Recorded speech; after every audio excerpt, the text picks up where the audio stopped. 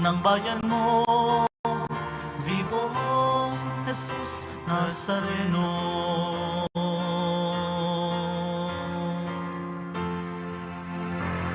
Sa ngalan ng Ama at ng Anak at ng Espiritu Santo, Amen. ang pagpapala at kapayapaan mula sa Diyos na Ama natin at sa Panginoong Hesukristo naway sumainyo. At sumaiyo rin. Mga kapatid, aminin natin ang ating mga kasalanan upang tayo'y maging marapat gumanap sa banal na pagdiriwang. Inaamin ko sa mga pangyarihang Diyos at sa inyo mga kapatid, na lubha akong nagkasala sa isip, sa salita at sa gawa, at sa aking pagkukulang. Kaya isinasamo ko sa mahal na Birheng Maria, sa lahat ng mga anghel at mga banal, at sa inyo mga kapatid, na ako'y panalangin sa Panginoong ating Diyos.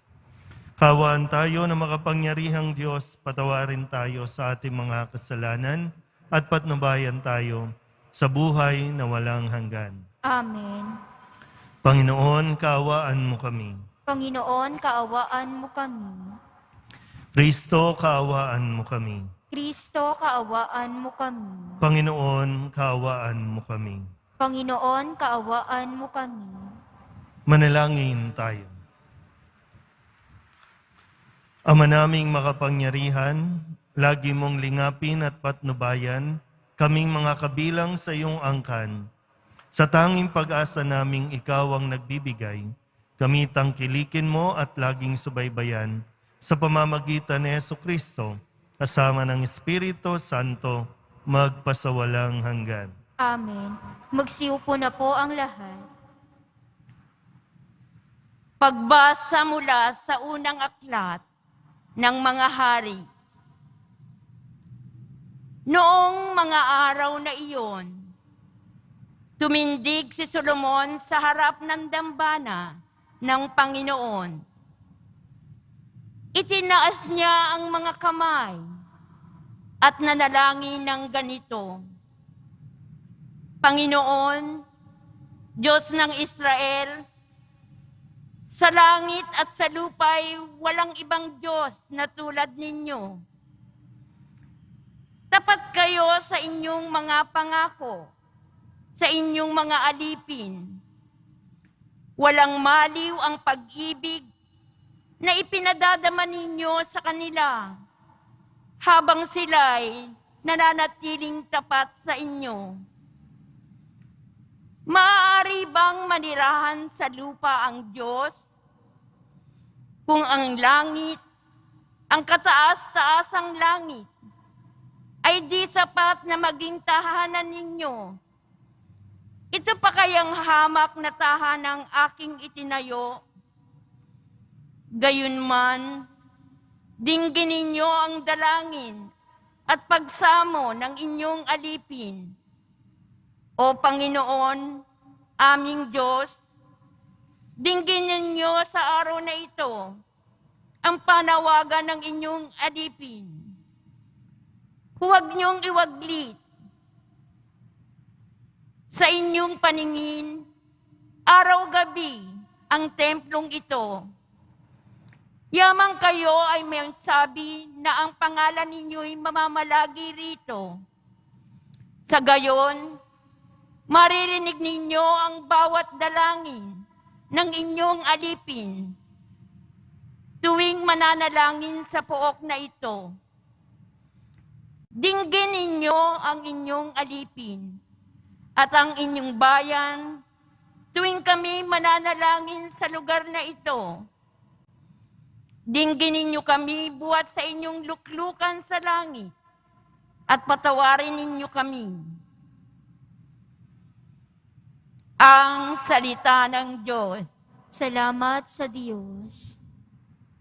Ang templo mo'y aking mahal, Diyos na makapangyarihan. Ang templo mo'y aking mahal, Diyos na makapangyarihan. Nasasabik ang lingkod mong sa patio mo ay pumasok. Ang buo kong pagkatao'y umaawit na may lugod. Sa masayang pag-awit ko, pinupuri, buhay na Diyos. Ang templo mo'y aking mahal, Diyos na makapangyarihan. Panginoon, sa templo mo mga maya'y nagpupugad. Maging ibong layang-laya sa templo mo'y nagagala. May inakay na kalinga sa tabi ng iyong altar. O poon, hari namin, at Diyos na walang kupas. Ang templo mo'y aking mahal, Diyos na makapangyarihan. Mapalad na masasabi, silang dooy tumatahan, at palaging umaawit, nagpupuring walang hanggan. Basbasan mo, Panginoon, yaong hari naming mahal. Pagpalain mo po siya, yamang ikaw ang humirang. Ang templo mo'y aking mahal, Diyos na makapangyarihan. Kahit isang araw lamang, gusto ko pang sa templo mo, kaysa 1,000 araw na iba ang tahanan ko. Gusto ko pang maging bantay sa pinto ng iyong templo, kaysa ako'y mapasama sa masasamang mga tao. Ang templo mo'y aking mahal, Diyos na makapangyarihan. Magsitayo po ang lahat.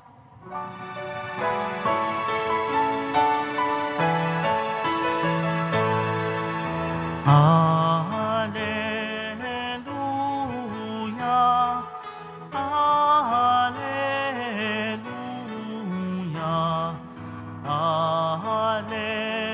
Hallelujah, Hallelujah.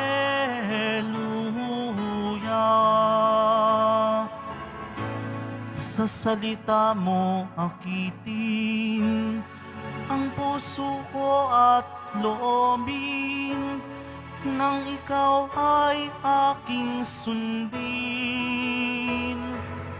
Alleluia, Alleluia, Alleluia, Alleluia.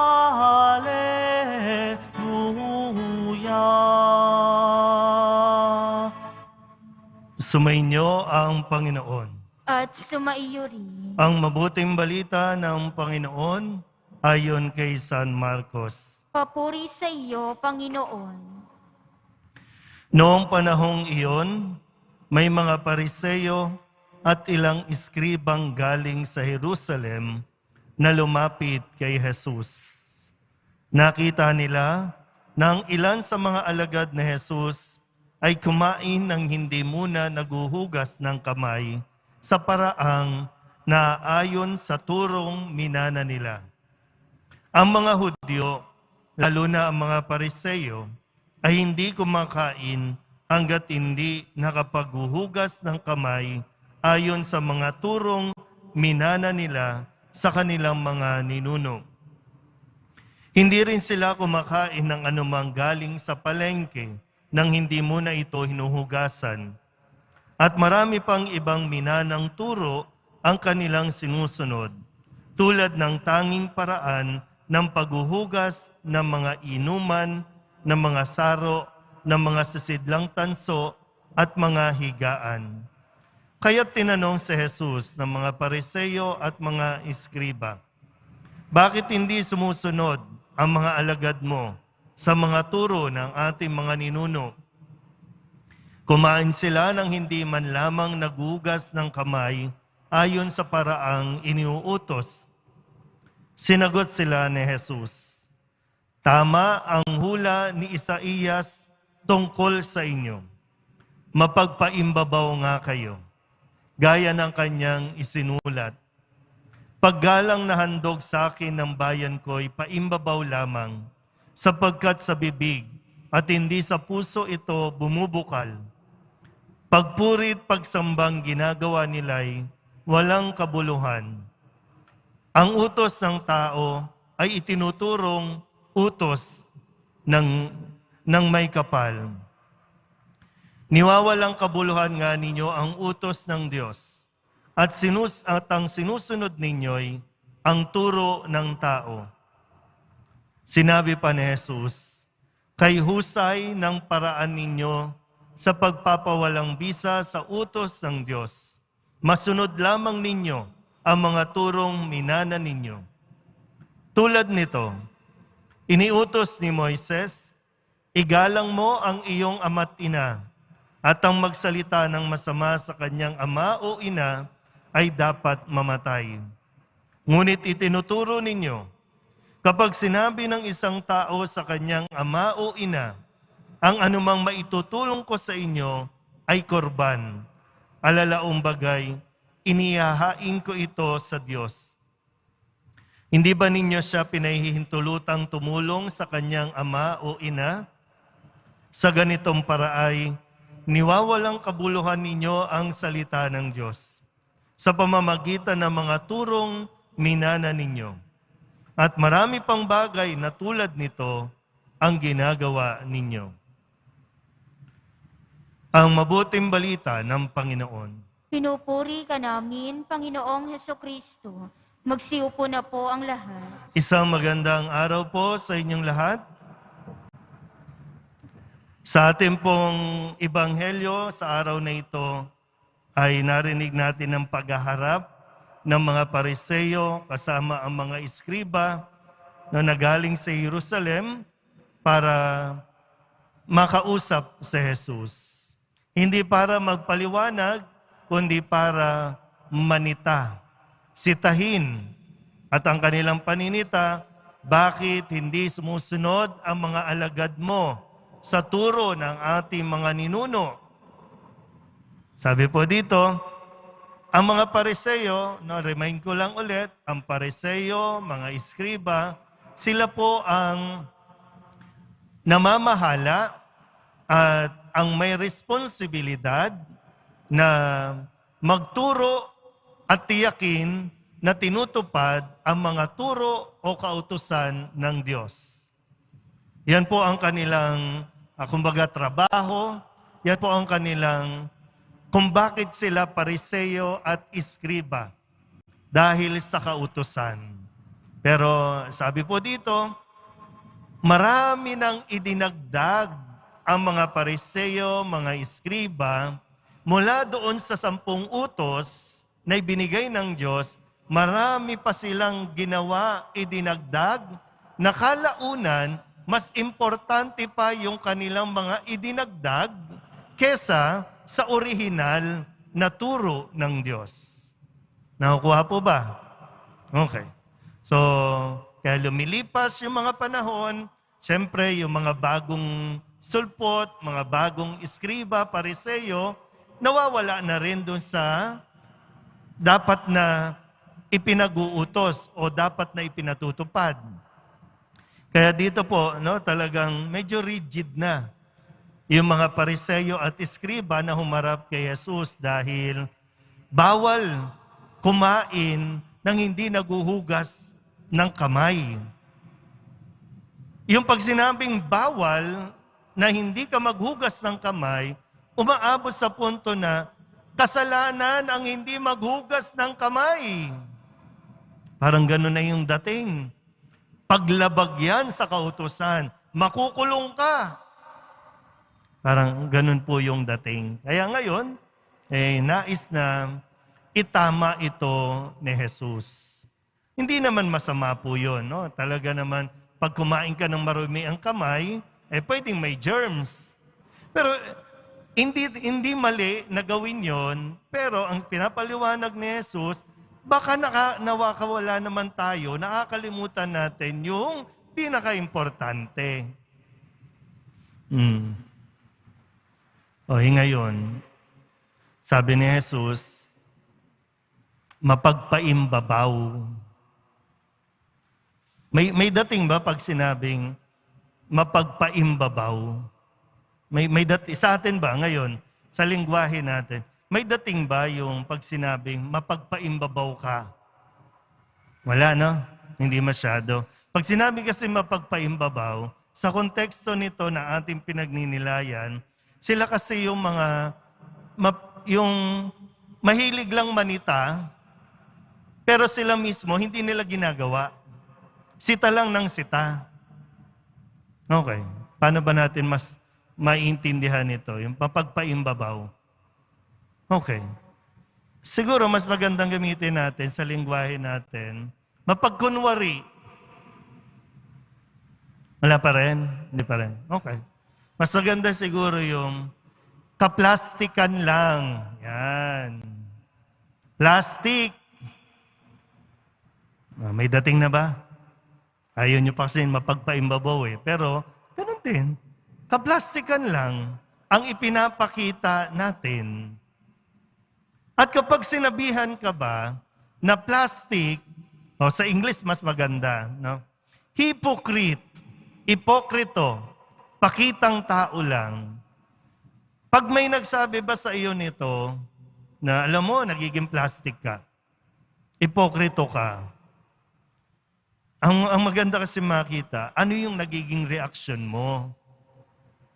Kasi si Jesus naman, sinasabihan niya itong mga kausap niya, hindi para lang magalit, kundi para maitama yung kanilang maling pag-unawa, maling pagpapatupad. Out of concern. Kaya ka magsasabi na, ang plastic mo, hindi para siraan ka, kundi para kunin ang attention mo na, sinay-hinay, baka naman kasi nakakalimot ka, sita ka ng sita, pero yung sarili mo, hindi mo na nakikita. So ano ang nagiging reaksyon natin kapag tayo mismo ang sinabihan nito? Lalo pa ngayon, sinasabihan tayo ni Jesus, mapagpaimbabaw, simba ka ng simba. Yung reaksyon, maganda po pinoproseso natin para mapagnilayan din natin na baka nga may mga mali na sa atin na hindi na nakakatulong sa pakikipagrelasyon natin sa katrabaho, sa kapitbahay, sa komunidad, sa simbahan.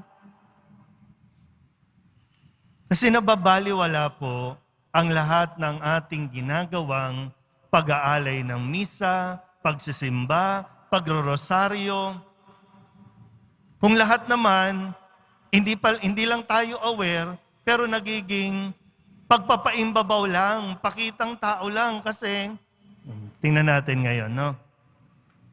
Malinaw naman sa atin ang mga utos, huwag kang papatay, huwag kang mangangalunya, huwag kang magnanakaw. Diba? Malinaw naman yun.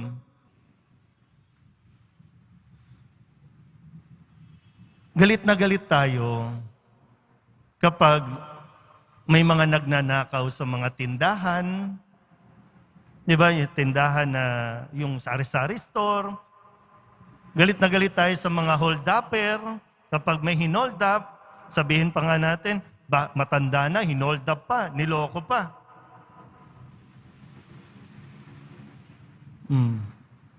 Pero, bakit sumusuporta tayo sa magnanakaw? Sa korap? Di ba kaplastikan yun? Yun yung reality. Halos bugbugin nga, di ba pag may nahuhuling nagnakaw ng mangga, nagnakaw ng kung ano lang kasi gustong mabuhay, kasi walang trabaho. Pero pag nagnakaw ng milyon, bilyon, susuportahan pa natin, di ba? Di ba pagpapaimbabaw yun? Kung sino ngayon ang plastic? Galit na galit nga tayo sa mga ng rape, pumatay. Pero gusto natin magkaroon tayo ng death penalty. Magkaroon tayo ng divorce. Di ba? Pagpapaimbabaw to? Paano na? Minsan naman po talaga, no? Masakit naman po talaga marinig ang katotohanan. Pero yung katotohanan, kapag tinanggap natin at natanggap natin, yan din naman yung magpapalaya sa atin. At yan din yung magbibigay sa atin ng kapanatagan. Kaya nawa po, gaya ngayon, no, kapag nagsasalita ako yung naririnig ninyo. Hindi si Jesus.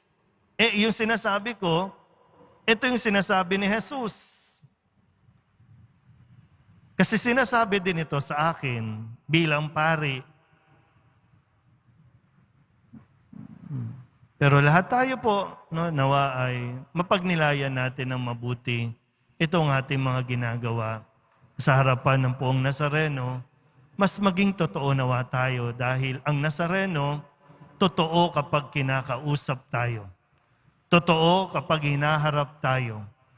Sasabihin niya kung ano ang dapat nating marinig at hindi kung ano ang gusto lang natin marinig. Amen?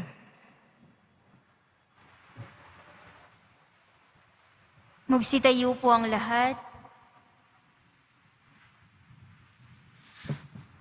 Mga kapatid, walang saysay ang ating pagsamba kung hindi ito nanggagaling sa pusong tunay. Manalangin tayo ngayon sa Diyos Ama upang gawin niyang malinis at tapat ang ating mga puso. Ang ating pong itutugon, Ama, buksan mo ang aming mga puso sa iyong puso. Ama, buksan mo ang aming mga puso sa iyong puso. Ang mga namumuno ng ating simbahan, naway laging gabayan ng liwanag ng Ebanghelyo at huwag nawa nilang hanapin ang seguridad sa mga makamundong istruktura. Manalangin tayo. Ama, buksan mo ang aming mga puso sa iyong puso. Bilang isang komunidad, naway wag nating isara ang ating mga mata sa tunay na pangangailangan ng mga may hirap na ating kasama.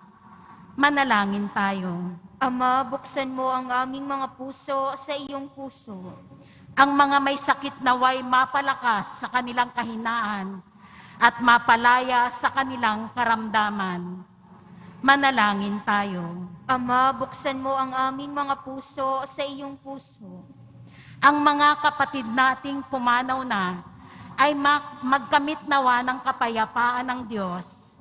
Manalangin tayo. Ama, buksan mo ang aming mga puso sa iyong puso.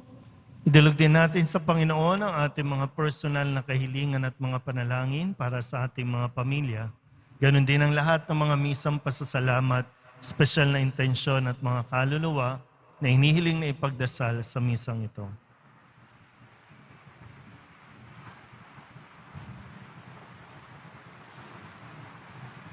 Ang lahat ng ito hinihiling namin sa ngalan ni Kristong aming Panginoon. Amen. Magsiupo na po ang lahat.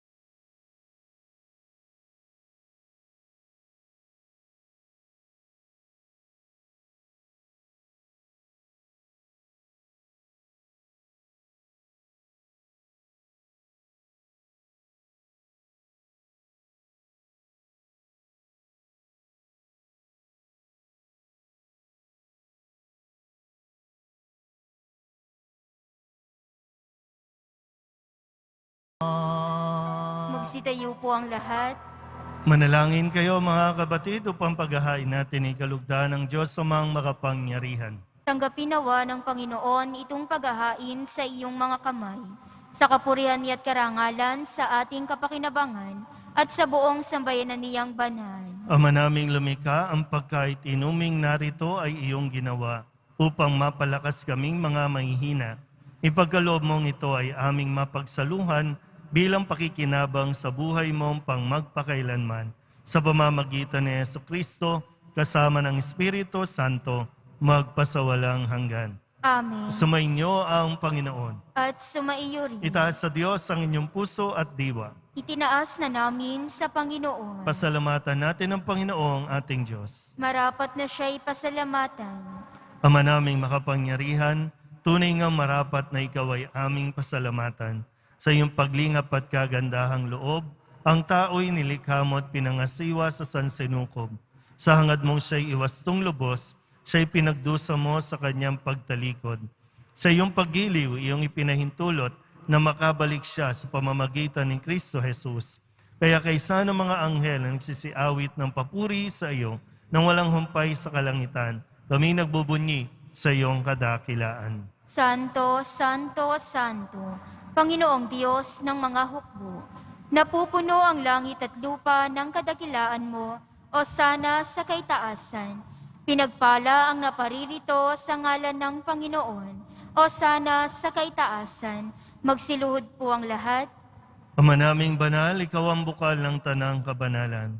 Kaya't sa pamamagitan ng iyong Espiritu, gawin mong banal ang kaloob na ito upang para sa aming maging katawan at dugo ng aming Panginoong Hesukristo. Bago niya pinagtiis ang kusang loob na maging handog, inawakan niya ang tinapay, pinasalamatan kaniya, pinaghati-hati niya iyon, iniabot sa kanyang mga alagad at sinabi, "Tanggapin ninyong lahat ito at kanin, ito ang aking katawan na ihahandog para sa inyo."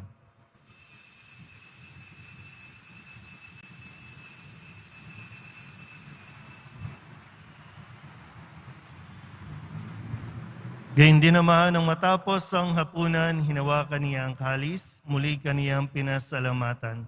Inabot niya ang kalis sa kanyang mga alagad at sinabi, "Tanggapin ninyong lahat ito at inumin. Ito ang kalis ng aking dugo, ng bago at walang hanggang tipan. Ang aking dugo na ibubuhos para sa inyo at para sa lahat, sa kapagpapatawad ng mga kasalanan. Gawin ninyo ito sa pag-alaala sa akin."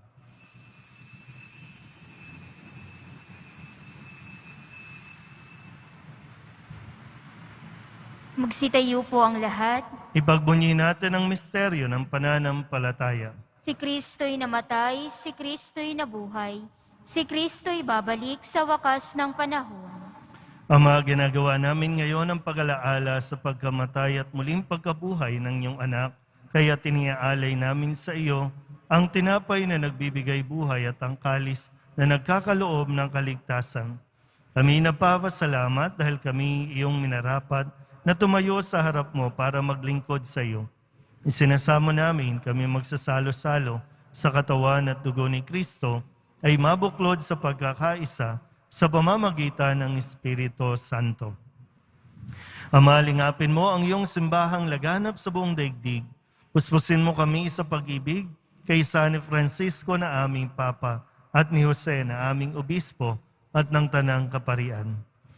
Alalahanin mo rin ang mga kapatid naming nahimlay na may pag-asang sila'y muling mabubuhay, gayon din ang lahat ng mga pumanaw. Kawaan mo sila at patuloyin sa iyong kaliwanagan. Kawaan mo at pagindapating kaming lahat na makasalo sa iyong buhay na walang wakas. Kaysa ng mahal na Birhen Maria na ina ng Diyos, ng kabiyak ng puso niyang sa San Jose. Kaysa ng mga apostol at ng lahat ng mga banal na namuhay dito sa daigdig ng kalugod-lugod sa iyo, may pagdiwang nawa namin ang papupuri sa ikararangal mo sa pamamagitan ng iyong anak na aming Panginoong Hesukristo. Sa pamamagitan ni Kristo, kasama niya at sa Kanya, ang lahat ng parangal at papuri ay sa iyo, Diyos amang makapangyarihan, kasama ng Espiritu Santo, magpasawalang hanggan. Amen. Amen. Amen. Amen. Buong kababaang loob tayong tumawag sa ating Panginoon ng Ama namin. Ama namin, Sumasalangit ka, sambahin ang ngalan mo. Mapasa amin ang kaharian mo. Sundin ang loob mo dito sa lupa para nang sa langit.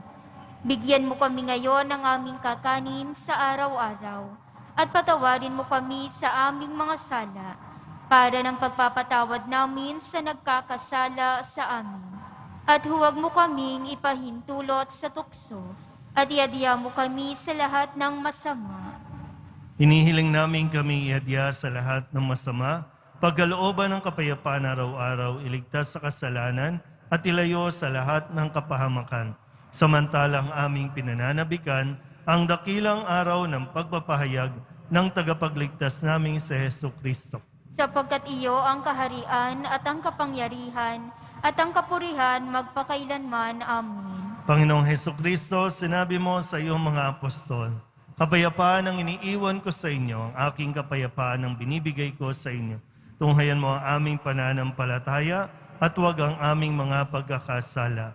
Pagkalooban mo kami ng kapayapaan at pagkakaisa ayon sa iyong kalooban, kasama ng Espiritu Santo, magpasawalang hanggan. Amen. Ang kapayapaan ng Panginoon ay laging sumainyo. At sumaiyo rin. Magbigayan po tayo ng kapayapaan sa isa't isa. Kordero ng Diyos na nag-aalis ng mga kasalanan ng sanlibutan, maawa ka sa amin. Kordero ng Diyos na nag-aalis ng mga kasalanan ng sanlibutan, maawa ka sa amin. Kordero ng Diyos na nag-aalis ng mga kasalanan ng sanlibutan, ipagkaloob mo sa amin ang kapayapaan.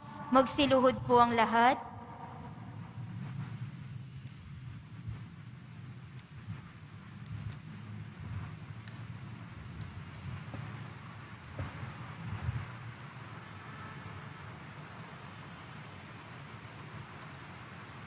Ito ang kordero ng Diyos. Ito ang nag-aalis ng kasalanan ng sanlibutan. Mapalad ang mga inanyayahan sa kanyang piging. Panginoon, hindi ako karapat-dapat na magpatuloy sa iyo. Ngunit sa isang salita mo lamang ay gagaling na ako.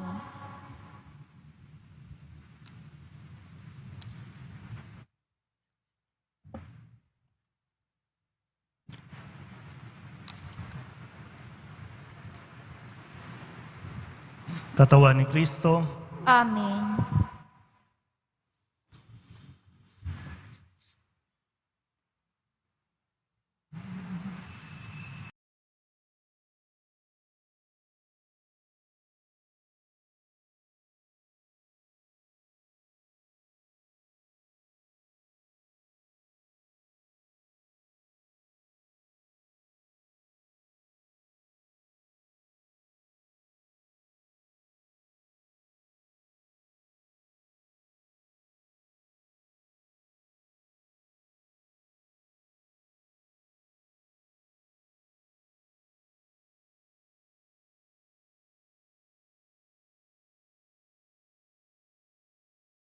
Magsitayo po ang lahat.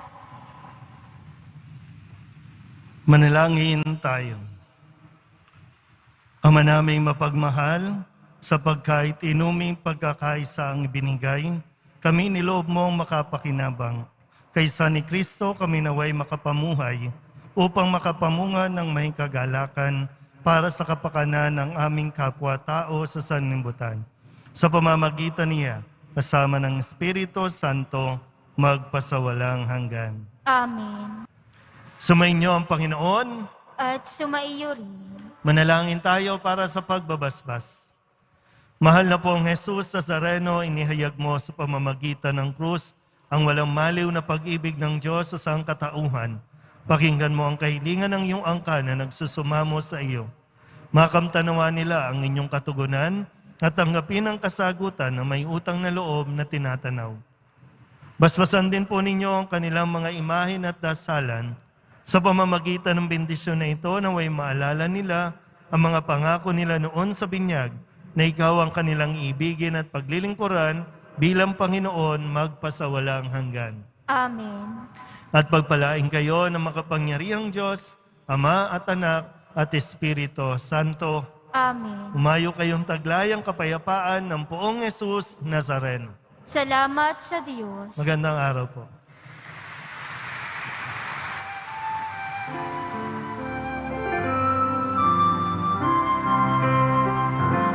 Nuestro Padre Jesús Nazareno, sinasamba ka namin. Pinipintuho ka namin. Aral mo ang aming buhay at kaligtasan, Nuestro Padre Jesus Nazareno. Iligtas mo kami sa kasalanan. Ang krus mong kinamatayan ay sagisag ng aming kaligtasan.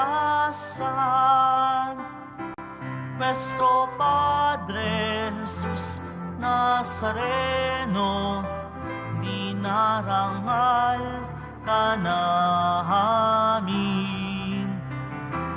Nuestro Padre Jesus Nazareno, nilulwalhati ka namin. Nuestro Padre Jesus Nazareno, dinarangal ka namin. Nuestro Padre Jesus Nazareno, nilulwalhati